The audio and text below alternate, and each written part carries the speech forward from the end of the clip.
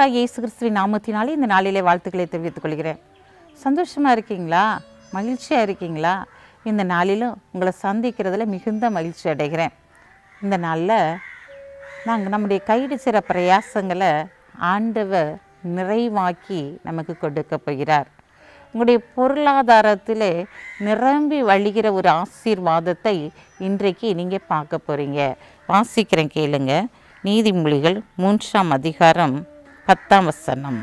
அப்பொழுது உன் களஞ்சியங்கள் பூரணமாய் நிரம்பும், உன் ஆலைகளில் திராட்சை ரசம் புரண்டோடும். இந்த நாளில் பார்க்குறோம், உங்களுடைய பொருளாதாரத்தில் ஒரு நிரம்பி வழிகிற ஆசீர்வாதத்தை ஆண்டவர் கொடுக்க போகிறார். இந்த நாளில் கைடு செய்கிற பிரயாசங்களிலே ஒரு பெரிய ஆசீர்வாதத்தை ஆண்டவர் கொடுக்க போகிறார். அதனால தான் பார்க்குறோம், உன் ஆலைகள்லாம் இணைச்ச போது நிரம்பி வழிய போகிறது, உன் களஞ்சியங்கள்லாம் பூரணமாக இணைச்ச போகிறதா, நிரம்ப போகிறது.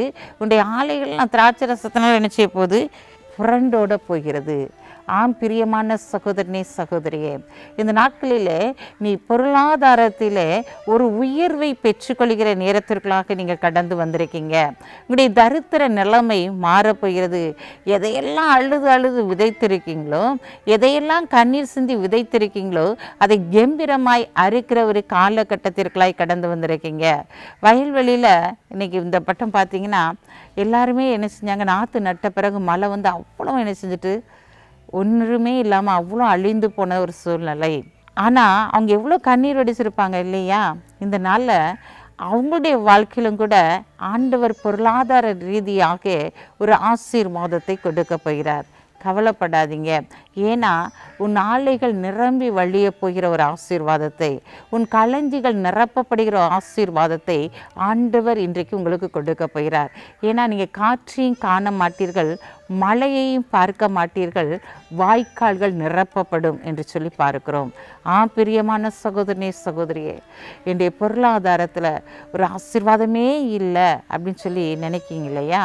நான் பிரயாசப்படுறதில்ல, ஒன்றுமே எனக்கு மிஞ்ச மாட்டேங்கி அப்படின்னு சொல்லி நினைக்கிறீங்க இல்லையா? இன்றைக்கு ஆண்டவர் உங்களை பார்த்து சொல்கிறாரு, உங்களுடைய பொருளாதாரத்தை நிரம்பி வழிகிற ஆசீர்வாதமாக நான் மாற்றப் போகிறேன். ஏன்னா இந்த நாளில் சத்துருக்களுக்கு மத்தியில் ஒரு பந்தி ஆயத்தப்படுத்தி உங்களுடைய எண்ணெயினால் அபிஷேகம் பண்ணுகிறவர், உங்களுடைய பாத்திரங்களை நிரம்பி வழிய பண்ணுகிறவர் இன்றைக்கு உங்களோடு கூட இருக்கிறார். ஏன் கவலைப்படுறீங்க? என்ன செய்ய போகிறேன்னு ஏன் துக்கமாக இருக்கீங்க? உங்கள் துக்கத்தை சந்தோஷமாய் மாற்றுகிறவர், உங்களுடைய வேதனையை புரட்டி போடுகிறவர், உங்களுடைய பொருளாதாரத்தில் ஒரு ஆசீர்வாதத்தை கொடுக்கிறவர், உங்களுடைய சூழ்நிலையை மாற்றுகிறவர் இன்றைக்கு உங்களோடு கூட இருக்கிறபடியினால நீங்கள் கலங்குற எந்த காரியம் உங்களுடைய குடும்பத்தில் நடக்காது. உங்களுடைய பொருளாதாரத்தில் ஒரு ஆசீர்வாதத்தை கொடுத்து இந்த நாளிலே உங்களுடைய பாத்திரங்கள் நிரம்பி வழியத்தக்கதான ஆசீர்வாதத்தை, உங்களுடைய களஞ்சியங்கள் நிரம்பி வழிகிற ஆசீர்வாதத்தை இன்றைக்கு ஆண்டவர் உங்களுடைய குடும்பத்திலே கொடுத்து உங்களை கனப்படுத்த போகிறார். கண்களை மூடி ஜெபிப்போம். அன்புள்ள ஆண்டவரே, இந்த நாளுக்காக உமக்கு நன்றி செலுத்துறையா. அப்பா, இந்த நாளிலும் பொருளாதாரத்திலே உங்களுடைய பிள்ளைகளை நீர் ஆசீர்வதிப்பேன் என்று சொல்லி வாக்குத்தத்தம் பண்ணியிருக்கீங்க. உன்னுடைய களஞ்சியங்கள் நிரம்பி வழியும் என்று சொல்லியிருக்கீங்கப்பா. திராட்சை தோட்டத்தில் ஆலைகளெல்லாம் புரண்டோடும் என்று சொல்லியிருக்கீங்கப்பா.